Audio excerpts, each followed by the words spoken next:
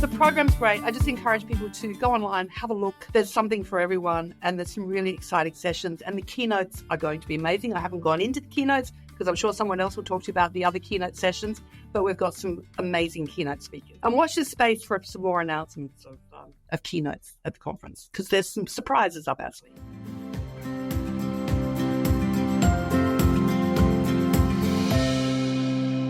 Hi, I'm Dirk Mulder, founder of the Koala News, and I'm coming to you from Downright country, just west of Sydney. And g'day. I'm Rob Malicki, the CEO of the Global Society, coming to you today from the other side of Sydney on Garrigal land. Dirk, I thought I'd mix it up. I always seem to be saying hello and welcome in the same manner, so, got to keep pushing yourself with these things. How did you like my new tone of voice? Mate, I love it. And for those that are just tuning in, this is take number 3, I think it is. So it's a good job. We've done well introing today. Exactly. And I mean, people won't get to see it if they're watching the video because we go green screen it out, but it does look like you're podcasting from a cupboard today. I pretty much, mate, I'm on the road at the moment. So staying at my mum's out in Penrith, and it pretty much is a cupboard. It used to be my childhood bedroom before I moved out. So it's pretty much a storage room now. There we go. The things we do for our audience, we're always delivering. Indeed. Awesome. Indeed. And now look, it's the end of September, and that does mean that it is EAIE time of year, and it's just gone past. Any word from people that've been over there and what it was like this year?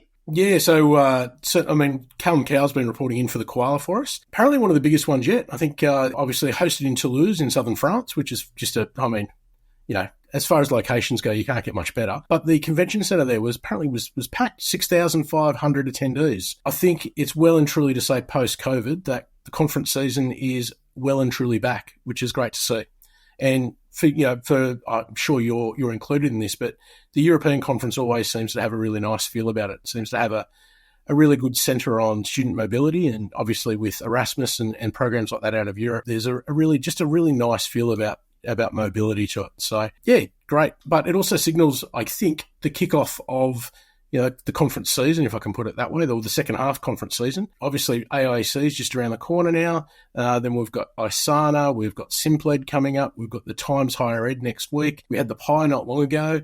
So conference season is well and truly here, and EIAE is one of the jewels in the crown. It is indeed.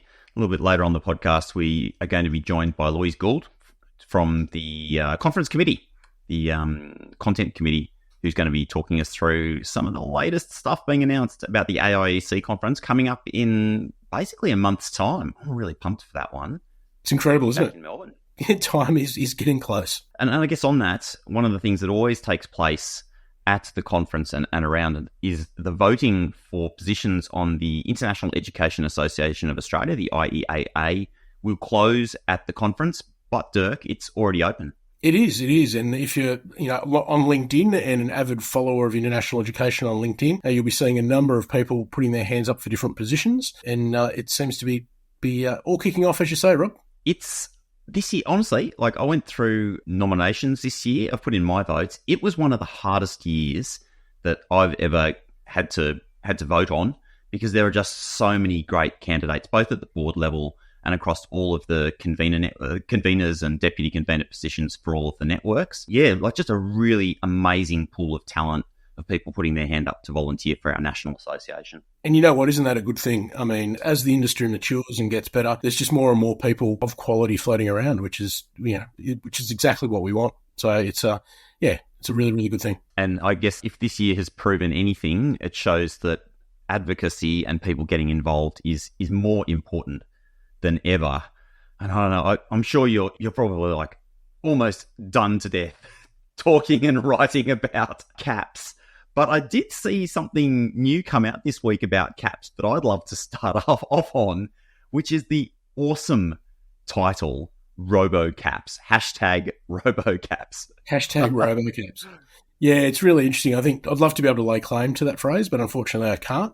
I think it's a phrase that's been developed out of essentially what's becoming clearer and clearer, which is that there's a methodology or a formula that sits behind these cap allocations, which, coincidentally, I guess we now have a much greater vision on. They were tabled in Parliament or released on Friday across the sector. We'll get to that in a second. But certainly the English Australia conference last week, it just became really, really evident that a lot of the things that the government had mentioned prior to, I guess, the methodology being put out to public, individual conversations were going to be had with institutions, and things like housing availability, things like your position in the market, things like your capacity to grow would be taken into account. It doesn't appear that that's been the case. So this term RoboCaps, and obviously that links to another government scheme that may or may not have been successful, and I think it's trying to draw conclusions to a similar sort of outcome. There's this kind of robotic methodology that sits in the back that doesn't really take into account anything other than numbers at a certain point in time and allocates a methodology against it.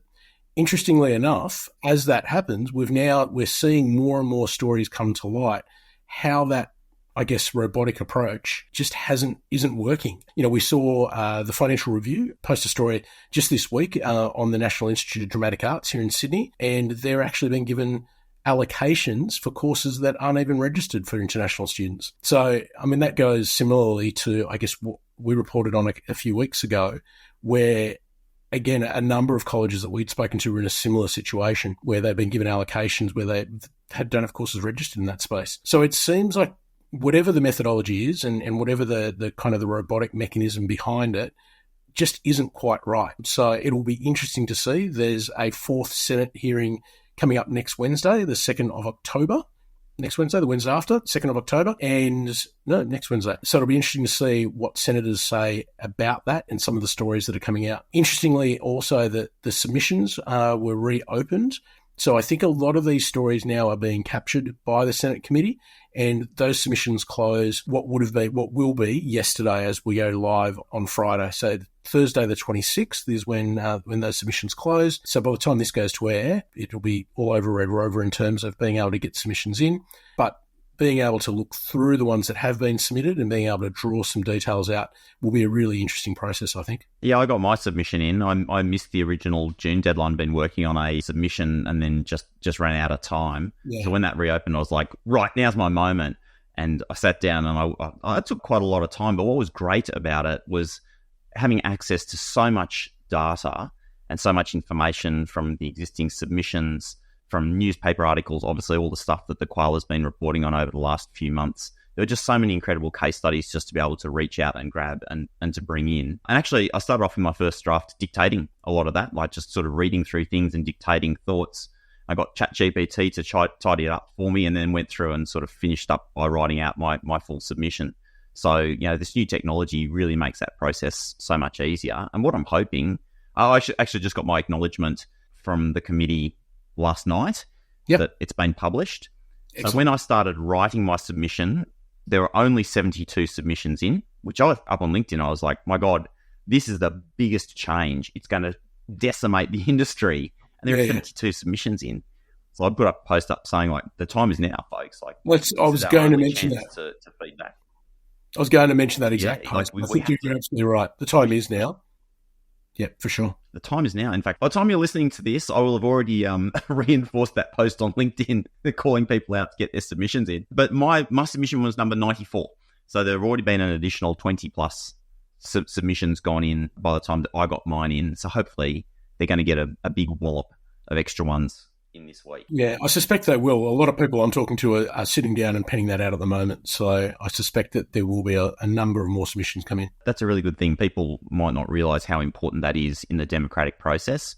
But those submissions genuinely get listened to. They get read, get fed through the committee process. And even if it's just like the psychological weight that people ascribe, senators, their staff, ascribe to this issue, the more volume that there is there, the more of these examples that are getting pulled out, the more likely they'll be resistant to allowing this to go through. So the moment really is now. And mate, just coming back to the sort of robo-debt. So for those people who don't remember it or aren't aware of it, robo-debt was a Commonwealth government, let's call it a problem, going back under the former coalition government back into like 2015, 2016, where welfare recipients were automatically being sent debt notices for debts they hadn't incurred, in some cases for tens or hundreds of thousands of dollars. Yeah, their data was being matched through different systems, yeah. And it was a disaster. I mean, people took their life as a result of it. Welfare recipients being asked to return tens of thousands of dollars, which they didn't owe. The Royal Commission was held that basically found that it was poor government practice behind the whole thing. And honestly, I remember in this example in the qual about, this is why I think RoboCaps is so accurate. This example, a dual sector institution where they got almost no places for their higher education or for their vocational. I can't remember which way around it was. And they did get places for the other side, for higher ed or vocational, but they didn't have any programs or any Cricos places available for it. And you're like, who has actually done this work to be offering the wrong number of caps for the wrong level of study? It's incredible. It really is. And again, it goes back to a very similar, I guess, approach where the data that's being drawn upon are being pulled from sources that may not be accurate. And that's which undermines the entire process. So you're absolutely right. There's some of these poor vet providers that, I've certainly seen over the last couple of weeks since their allocations were given. It's incredible. Like the stories, how do you operate a vet college on, a cap of 5 international students? It's just, it's preposterous. Yeah. There was one that I saw on LinkedIn, I believe Tracy Harris, who's writing for the Koala, had shared it, a vet college down in, a new one, basically down in Victoria, gone through all the due diligence processes, spending $200,000 plus on rent for their premises, previously had an allocation of 500 Cricos places, 500 students, and they were offered a cap of 1 for next year. I mean, that business is literally wiped off the map. So that means jobs, skills, cultural impact, economic impact, it's all gone, just thrown out the window. And the problem is that even if this legislation doesn't go through now, the damage is done. That organisation won't exist in 2 months' time because you'd be mad to try and see it through. Yep. No, you're absolutely right. Dirk, maybe you can unpack some of the other stuff that you've been looking at over the last week. Yeah, absolutely. So, look, there's been 2 probably major articles come out in the Koala in the last week, which really goes into analysing and unpacking some of the impact around these cap announcements. So, firstly, Julian Longbottom, who people would know from his previous days as head of research at IDP, most recently Study Portals. Julian put together a table around impact, and what he did do was very cleverly, I think, being able to look at it from a university group point of view. So obviously Group of 8, IAU, ATN, the run, and the privates and the non-affiliated. And what it really found was overall in the system, so if we're looking at top level, there's about 17,000 less commencements or 17,500 less commencements across the system. Where that really shows up is in the Group of 8. They've had the biggest haircut, 22,000 students, 22.7 thousand students they're down. The IAU are up 3.9 thousand, ATN down 2.9. The run universities. And again, when we think about some of the nomenclature that the minister spoke about, taking out of the city and giving to the regions, the run universities are only grown by 4,000 students, which I find really interesting. Now, the interesting point about the run universities is a lot of these universities also have city campuses. So my understanding at this point in time is that for this round, those allocations will be allowed to be used in the city, but it is something that the government has indicated that they will look at into the future in terms of, well, this isn't really the emphasis at this point, and really they should be regionally allocated, not to home base, essentially. Privates are down 1.1, and the non-affiliateds are up 1.4 thousand students. So again, overall, the system's down 17.4. Of the Group of 8, this is the really interesting bit. The University of Sydney and the University of New South Wales take big hits. I think New South Wales is down something like 45% on their 2024 recruitment figures. And Sydney's probably not too far off of it. When we look at cutting that by geography, it's a fairly kind of, well, I don't want to say similar story but New South Wales has taken the biggest hit. So New South Wales is down 14,000. So again, that overall number doesn't change. We're just cutting it by geography. So 17,500 is down across the system. 14.5 or 14,700 of that is from New South Wales. So that's a massive hit to New South Wales and obviously to the Sydney area, particularly given that Sydney and USW are the lion's share holders of those. Victoria's down 4,000 or 4.1 thousand. Queensland's up 1.8, WA's down 2.4, SA's up 500, the ACT's up 283, I think it is, and Tas is up 647, with the Northern Territory up 1,162. So when we talk about distribution now on region, Sydney and New South Wales are the ones that are taking the haircuts on this one. It's amazing. Interesting to see how state governments respond to that. I mean, I've seen something coming out from Victoria, but I think most state governments would be worried. I mean, particularly states, New South Wales should be an outrage, really. Yeah, you would think so. You would think that number should prick the ears up of somebody in the New South Wales government. Yeah. Yep. All right, Dirk, and what about the non-university sector? Talked a little bit about that, some of the disastrous examples that we sort of cited as one-offs, but what else are you seeing out there? Julian's analysis, he says Group Colleges Australia and Holmes Institute are losing over 1,000 each, closely followed by Proteus Technologies, and these providers alone, out of the 157 listed, represent 37% of the decline, and it'll take a little bit longer to undertake the state-based analysis for that segment, but from a provider perspective, it looks like there's a couple of really, really big haircuts there. Now, all of this, Dirk, it seems like it's a future problem, but it's not really a future problem, is it? Mate, it's a future problem that's here right now. This week or in the last 7 days, the First University has written to all of its stakeholders to say under the proposed caps, they're actually full already. So the ACU, or the Australian Catholic University, nationally based, I guess headquartered, I think, in Sydney, at North Sydney, but with campuses, in Brisbane, Melbourne, etc., etc. Yeah, they've written to all their partners to say, sorry, shutters are down, the church is full. The church is full, goodness gracious. Yeah, so it's literally upon us right now. Once again, this is all in advance of the legislation being passed, and even the committee that's conducting the review into this legislation having finished its work. So, what a situation. Yeah, from what I'm hearing, there are another 4 or 5 institutions that may be in the same boat as the ACU. My understanding is they're going to be kind of waiting till the end of the committee hearings and maybe even the reporting to figure out what they might be doing. But yeah, mate, it's here right now. That's the bit.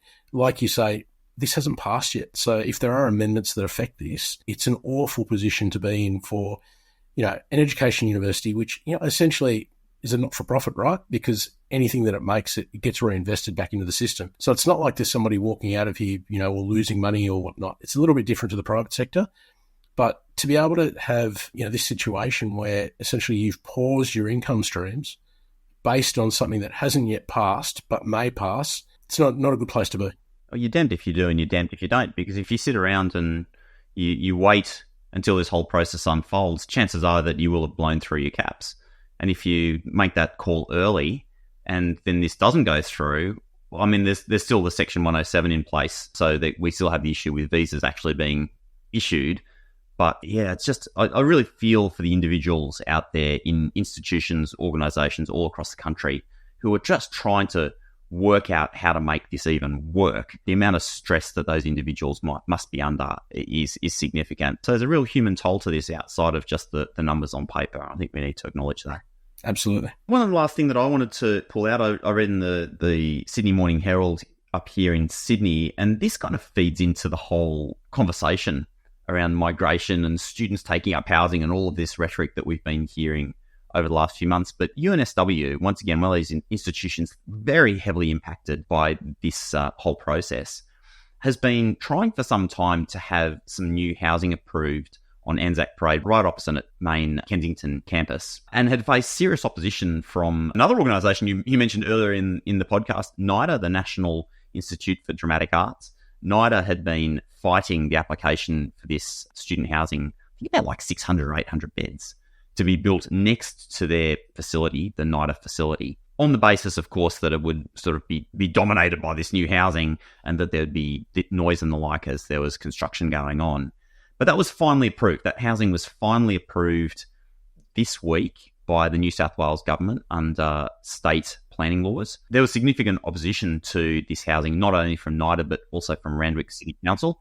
But finally, it was basically overruled through a state sort of ordnance planning process. So UNSW will get its new housing opposite the campus, but just shows the dog's breakfast that's going on out there, where universities are trying to get new projects approved and are then facing resistance. And I'm not saying that's wrong. Like, everyone's allowed to complain and resist and object to something they don't agree with.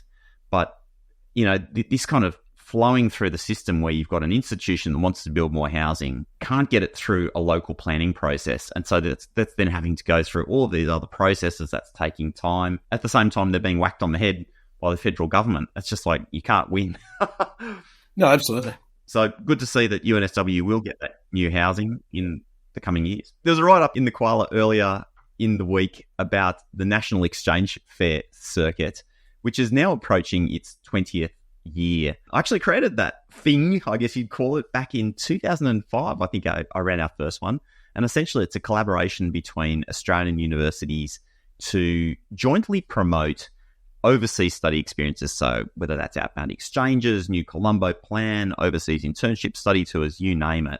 But the idea was very much that we've got partners around the world that come to Australia at different times of year to promote exchange, to do their partner visits. And I remember back in 2004 when I was just a young fella in the industry thinking, hang on a second, Australia's a long way from everywhere. Surely, if we all coordinated our exchange fair dates, that would make it a lot more appealing for our international partners to come down here. And lo and behold, 20 years later, this thing is still ticking along. So it was a very nice write-up from Trevor in the Koala. And I'm very proud to see that thing still kicking along 20 years later. Mate, you should be. I remember being a younger fella as well, and when that first kicked off, I think I was at Edith Cowan University, and absolutely. It just made so much sense, right? Why haven't we been doing this all along? Because it's such a simple thing. Coordinate, and then I remember, I'm pretty sure it was our partner in Malmo, Caroline Clemmy, if I remember correctly, who came out on one of the first ones, and she was just raving about the fact that she could now go almost right across the country, visit all of her partners in one fell swoop, as opposed to having to, scratch and beg for resources to maybe come out 2 or 3 times and only be able to do a little bit of the work on each one. So, mate, hats off to you and, Co for, suggesting and probably, pushing a little bit and making sure that it happened, because as you say, it's like an institution now, 20 years on, and well done to you all. Yeah, it's nice to see that. It's nice to see that it's now been picked up by IEAA. So it's basically run by the Learning Abroad Network inside IEAA, coordinated by them, and it has that national imprimatur. And across the space of a couple of weeks, institutions in various states can coordinate the timing of their promotional activities so those partners can come down and just sort of jump from one city, one state to the next in order to do their promotional work for learning abroad, which is so valuable. I know on this podcast, particularly over the last 6 to 9 months, we've been talking a lot about the inbound side of things, and that's to be expected given the turmoil that's going on. But of course, there's a whole other side to the industry, which is all of those students that leave our shores heading out into the world to have their experiences in the other direction, an equally valuable part of what we do as an industry. Well, Dirk, thanks as always for keeping us up to date with all of the news. thekoalanews.com is your source of truth on everything Australian international ed, everything you need to stay up to date with. And the other thing that I'd point out is if you don't follow the Koala on LinkedIn, and honestly, mate, I think everybody follows the Koala on LinkedIn now. You've been storming in terms of your numbers of followers on LinkedIn.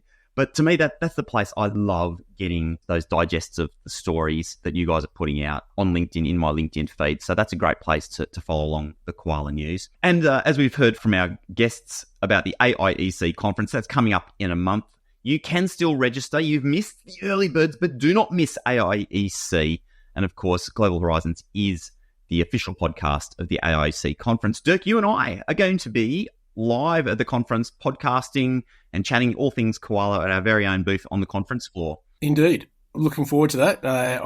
For those listening, we've actually just gone through our banner art, and it's all very exciting, I've got to say. I'm really looking forward to it, Rob. You'll be guaranteed to see Dirk and I at the conference. That's all I'm going to say. But definitely come up and say hello. We do have one more news episode due out just before the conference.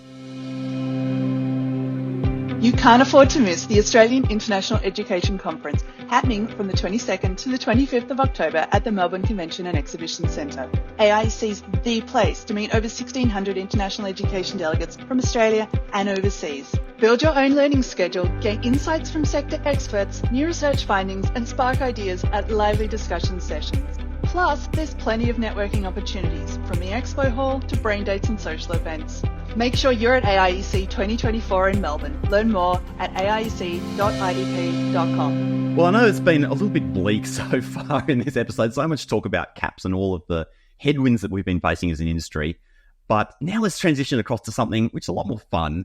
And I'm joined by Louise Goold, who we're calling Program Boss Lady for the AIEC conference. Louise, welcome back to Global Horizons. Thanks a lot, Rob. Thanks. And remember, not boss lady, I'm just sort of the conductor of the program. The conductor. Oh, I like that.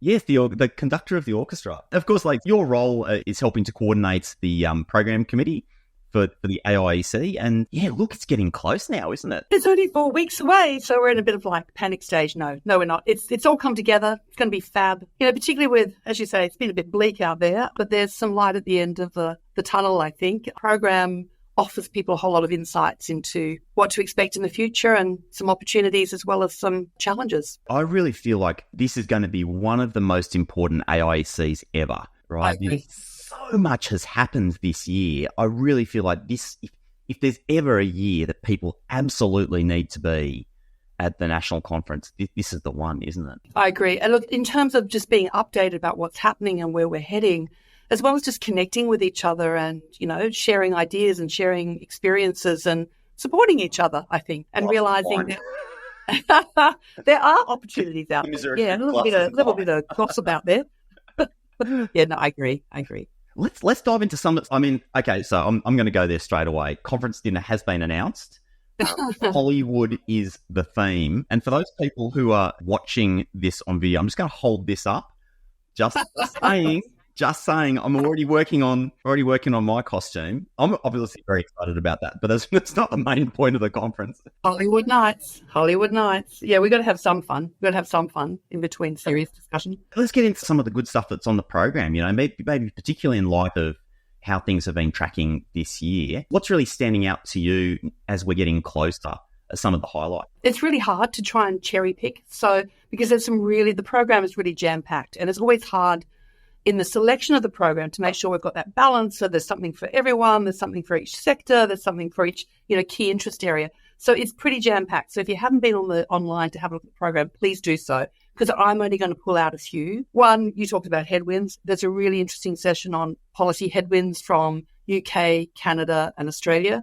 I think it's really important everybody should be at that session if they can, because the same things that are impacting on Australia are impacting on Canada and the UK. It's just going to be interesting to share those experiences and hear the strategies moving forward. We have several ministers coming. I'm not allowed to talk about them yet, but just keep that in mind.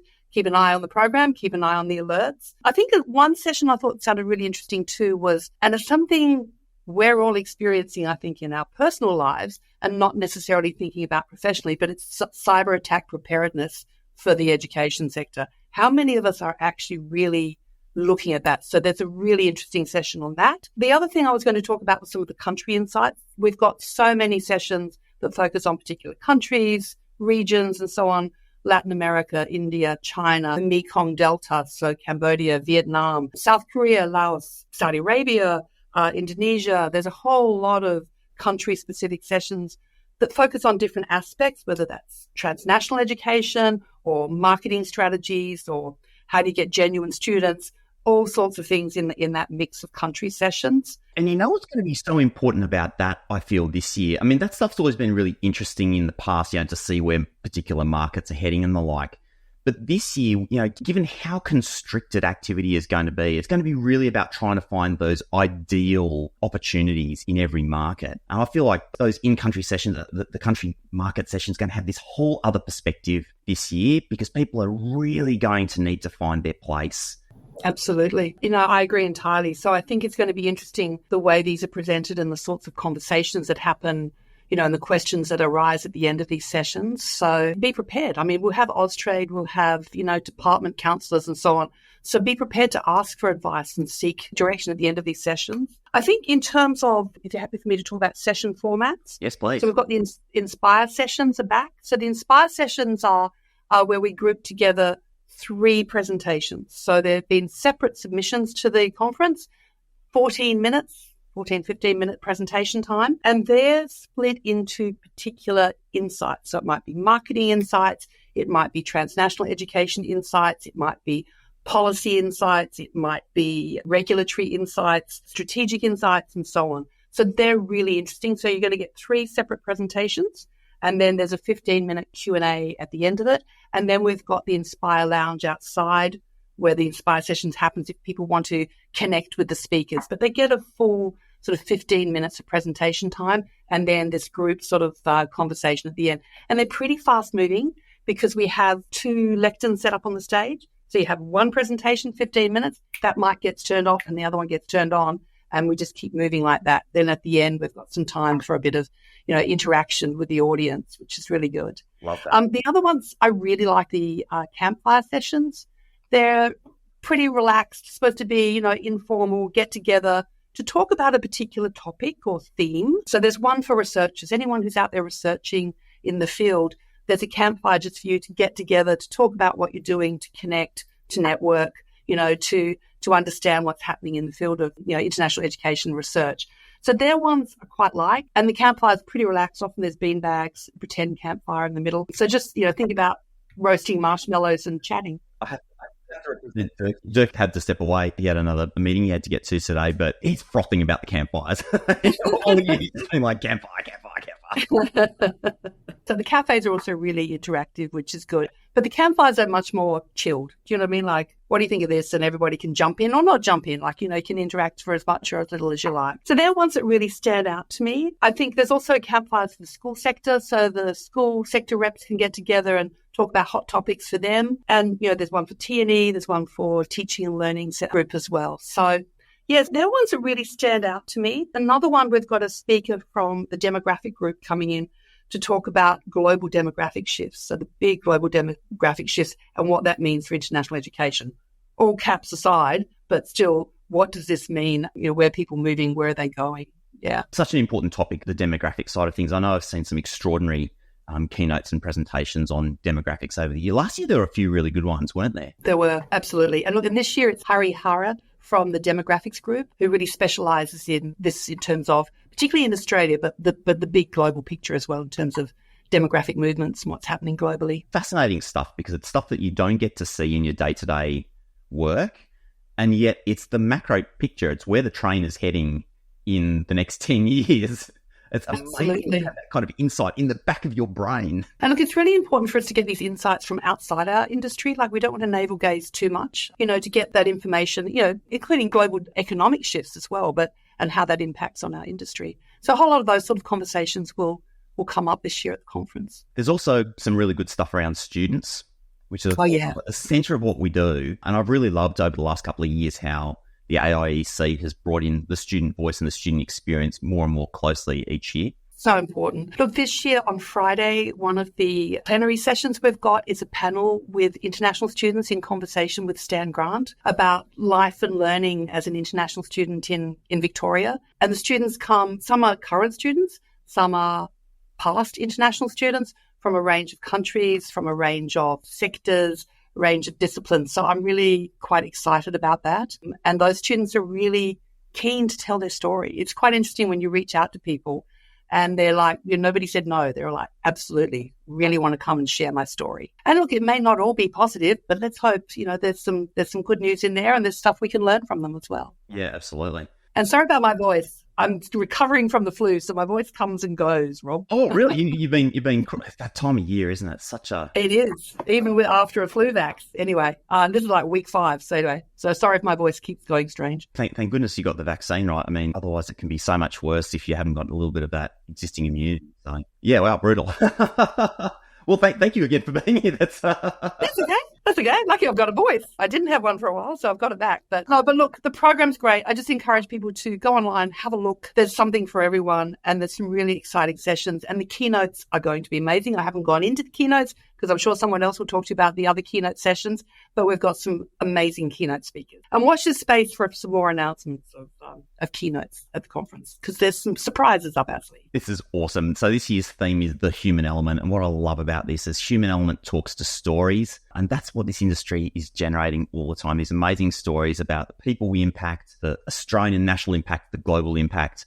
And that's the kind of core of what we do. So I'm really looking forward to digging into it. Everything we do is about people, for people, by people, with people. And the human element is just so important. So thanks, Rob. It's great to have you here again, Louise. And so for those of you listening along on podcast or watching along if you're watching on YouTube, AIEC is in Melbourne from the 21st to the 25th of October, coming up really soon. When do registrations close, actually? It must be coming up fairly soon, no? So online registrations will close on the 17th of October. I think that's right. You can if you want to risk it for a biscuit, you want to turn up and register on site in person, you can, but there will be an additional charge, an admin charge. So I encourage you to get your registrations in online ASAP. Yeah, I'd be doing it as soon as possible. And honestly, like if you've got any budget left for this year, this is literally the best investment I think you can make. Let's face it, like next year things are going to be really tight. The environment's getting tougher across the board. It's like the time to upskill with new knowledge, reconnect with colleagues, and really see the big picture of where things are heading. So make sure you check out AIEC.idp.com, I believe is the URL. It'll be in the show notes as well. And next time I'm going to see you, Louise, is going to be there on the conference floor. Well, I don't know if you volunteered, but I've tapped you on the shoulder to come and join me at the Global Horizons podcast booth to... I promise. I'll turn up. Some of your story. As one of the industry legends, you and bring Dennis Murray along with you. We're going to have a good old yarn. I'll do my best.